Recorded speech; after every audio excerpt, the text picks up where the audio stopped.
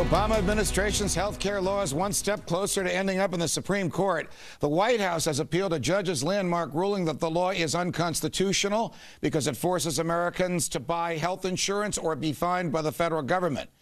But if you live in Maine, listen to this. The entire state has been granted an exemption for a key provision.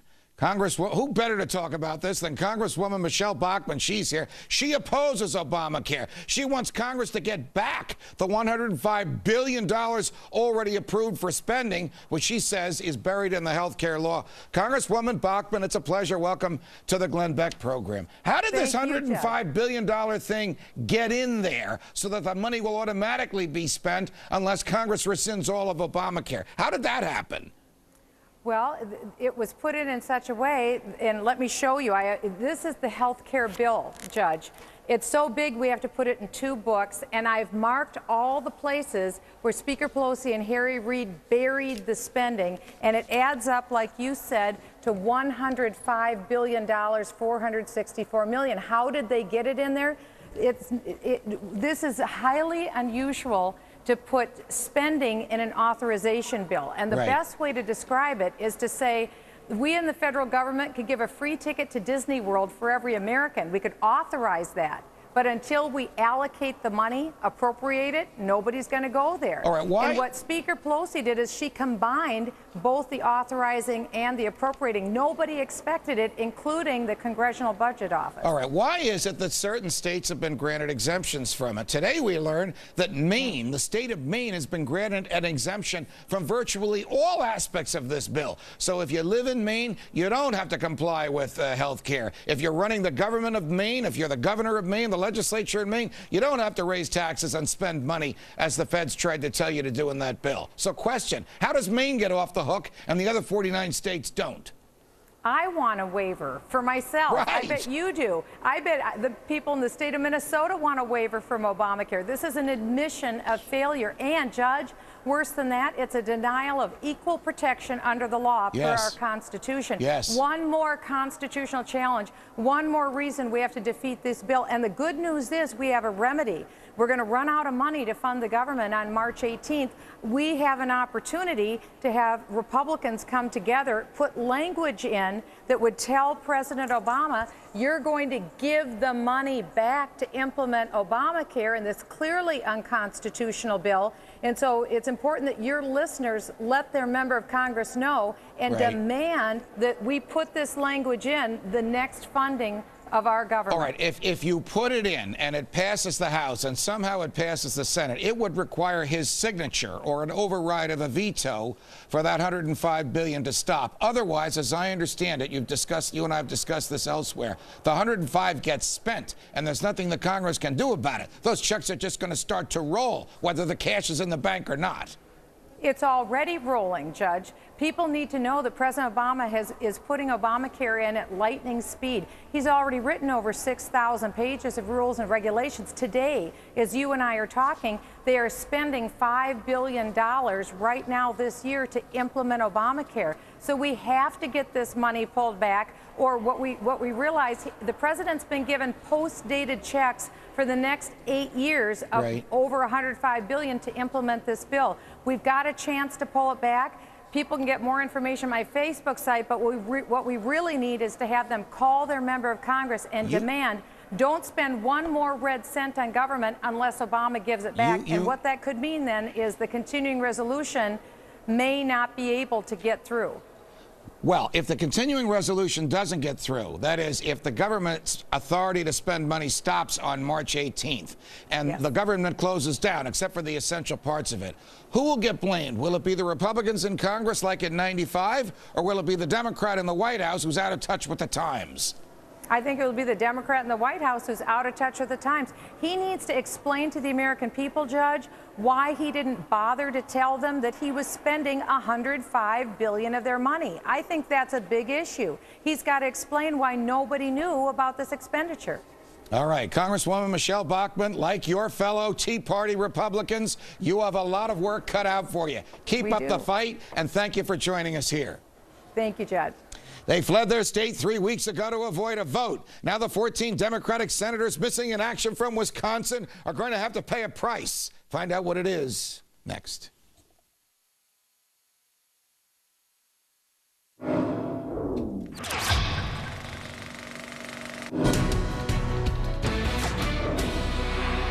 If the Wisconsin 14 keep playing hide and seek instead of getting back to work, it's going to cost them. Today, Republicans in the state Senate voted to approve a resolution that fines the missing Democrats $100 for each session day that they miss. The lawmakers are avoiding voting on a bill that would take power away from public worker unions. And you know what power means to unions. They say they are for the workers, but it really all boils down to power, doesn't it? And I'm not just saying that. Even union leaders have admitted to it. Listen to what former general counsel of the NEA, the National Education Association, which is the largest union in the United States, once said about putting power before children. Despite what some among us would like to believe, it is not because we care about children, and it is not because we have a vision of a great public school for every child. NEA and its affiliates are effective advocates because we have power. And we have power because there are more than 3.2 million people who are willing to pay us hundreds of millions of dollars in dues each year. Unbelievable. That is the lawyer for the largest union in the United States. You can't make this stuff up. If you put that in a script, in a movie, no one would find it believable. Joining us now with more facts about unions you might not know about is Tim Phillips, president of Americans for Prosperity. Tim, it's a pleasure. Welcome back to the Glenn Beck program. I mean, this guy that we just listened to is really unbelievable. It's about the millions of dollars in dues, and it's about our power. It's not about what we do for the kids. Question, is that typical of labor union leadership of public sector unions in the United States of America today, Tim? Judge, too often these union bosses do put their own health care pensions and benefits and salaries above the public good. And they want to tell us that they're sacrificing to work in the public sector, but their salaries, pensions, and benefits are far beyond what taxpayers in the private sector receive. You bet it is. Tell me how the following phenomenon occurs, and the governor of my own home state of New Jersey, Chris Christie, has been at the forefront of this. He has basically said to the teachers union, the workers, the teachers, I have nothing against you folks. It's the leadership of your union that has taken these dues from you and used it for political means and given themselves these fantastic salaries and these wonderful benefits. So question, how do hardworking, blue-collar, salt-of-the-earth people elect these crazies to lead their unions like the guy we just listened to? Too often these union bosses achieve power through the backroom games and deals. It's not the most democratic process sometimes in these government unions. And I think that taxpayers need to support folks like Governor Christie and Governor Walker in Wisconsin, who are putting the taxpayers first. And they're saying, look, these pensions and benefits for the union bosses they've negotiated are out of control, and we've got to rein them in. It's unsustainable fiscally, and it's unfair for them to receive more than the taxpayers who are funding them. What are some of the myths about unions that are sort of out there that most people generally accept because they haven't had the opportunity to look beneath the myth? One is that collective bargaining is some kind of sacred right for public employees. In fact, federal employees do not have collective bargaining, and no less than Franklin Delano Roosevelt said we should never have collective bargaining for public employees because it leads to inefficiencies and waste and puts too much power into the hands of the unions. And FDR was certainly no union buster, Judge. I think that's a big myth. The second big myth is that, again, they take a financial sacrifice to work for the public good. And that's just not true. Their salaries, pensions, benefits are far beyond what folks in the private sector receive. A federal worker, the average federal worker, receives $123,000 a year before you add in pensions and benefits. That's hardly sacrifice. Got to be well above the national average for whatever the comparable job would be in the private sector. How did this happen? I mean, are some Republicans at fault for this as well, because they sort of gave into the temptation of giving the unions good, juicy, big, fat contracts in return for votes, in the hopes that the type of thing we see in Wisconsin and the type of conversation you and I are having now would never come to the public's attention? That's exactly right. Both parties have been susceptible to this union pressure. And think about it. You're in Wisconsin. The union boss sitting across the table from you as an elected official represents 150,000 people across the state. Right. They're all paying forced dues. They have a big payroll to pump into the elections.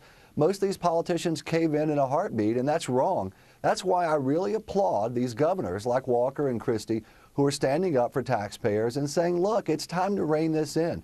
But it's collective bargaining that's doing it. Got it. Tim Phillips, it's a pleasure. Thanks for joining us. You bet.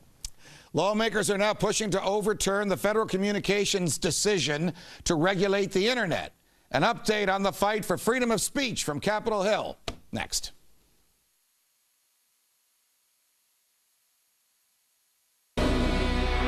Lawmakers squared off today in a congressional hearing pushing to overturn the FCC's recent decision to regulate the internet. Did you know that? The federal government wants to regulate the internet. How successful were they in the fight over net neutrality? Joining me now, Congresswoman Marsha Blackburn of Tennessee, who was at the hearing and who fights for freedom of speech when it comes to these things. Congresswoman Blackburn, welcome here. What happened today? Did the Congress make any progress in stopping the bureaucrats at the FCC from regulating the internet?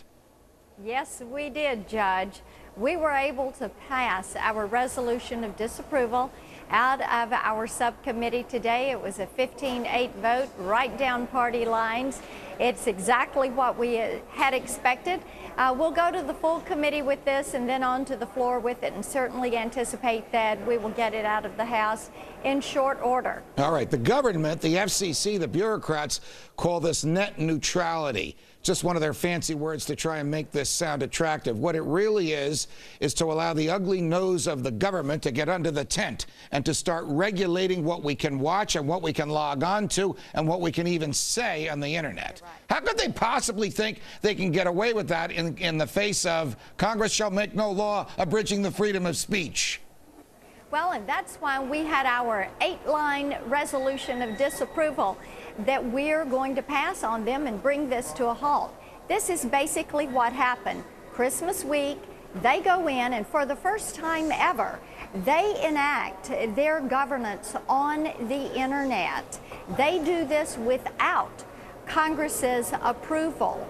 They do not have this authority. We have never had federal regulation of the internet. That's why the internet is an engine of economic development in this nation. Now, what they want to do is to put priority and value to all the content on the broadband pipe. It's basically the fairness doctrine. Can you assure us and everybody watching now that nobody will regulate the internet, that the Congress won't regulate the internet, that the president can't shut it down, that it will forever be free?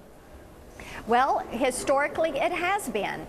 In '96, when we did the Telecom Act, that was the approach that was taken, hands off. Same thing was repeated in '05 with the '06 Act.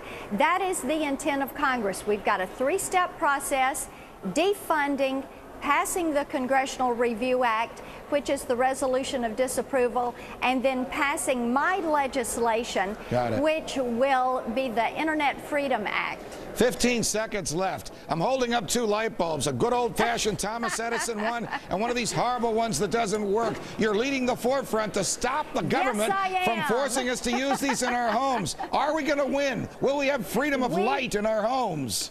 You're going to have freedom of light in your homes, and we're picking up co-sponsors every single day. Got it. Thanks for the good work helping us. Thank you, Congresswoman Blackburn. My final thoughts on freedom, Gitmo, and the Constitution. Next.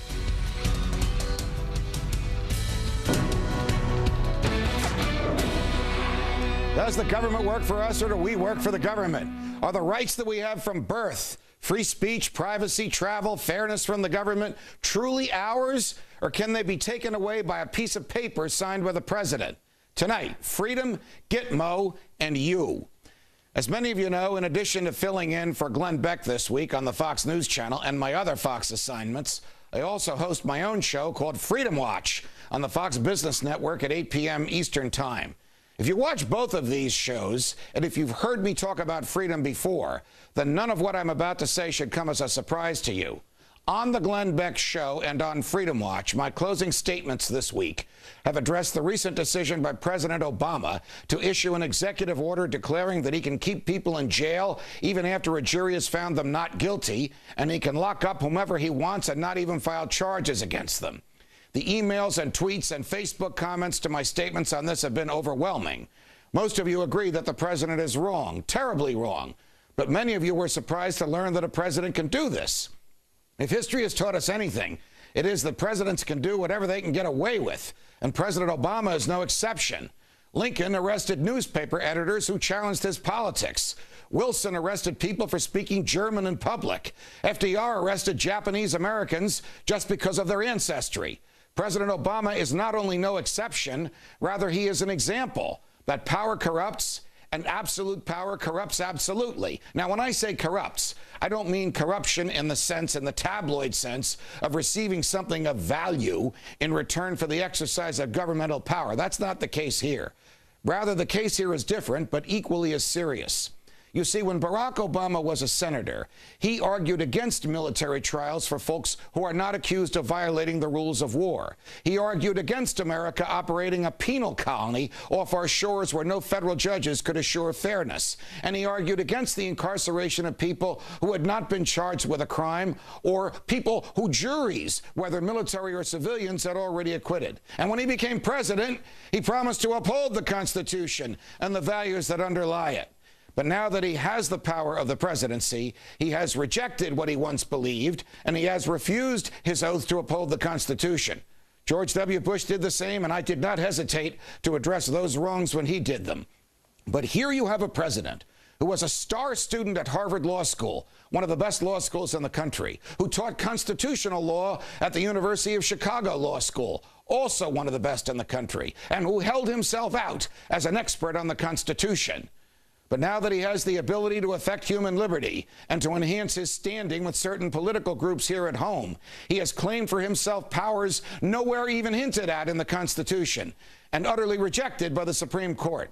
A school child could tell you that when a jury finds you not guilty, the government lets you go. A first-year law student knows that if the government doesn't have enough evidence to charge you, the government must let you go.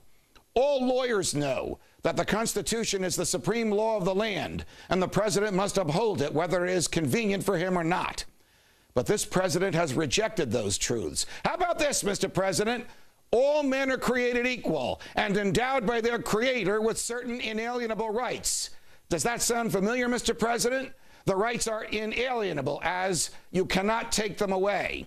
Will you reject the words upon which this nation was founded? The framers gave us a president, not a king. If the president can decide what laws to enforce and what laws to reject, if he can decide that the government will respect the rights of some and reject the rights of others, if he can claim powers from some unnamed source other than the Constitution, then he is a king and not a president. And you all know what happened the last time we had a king. More of this on Freedom Watch tonight. From New York, defending freedom. So long, America.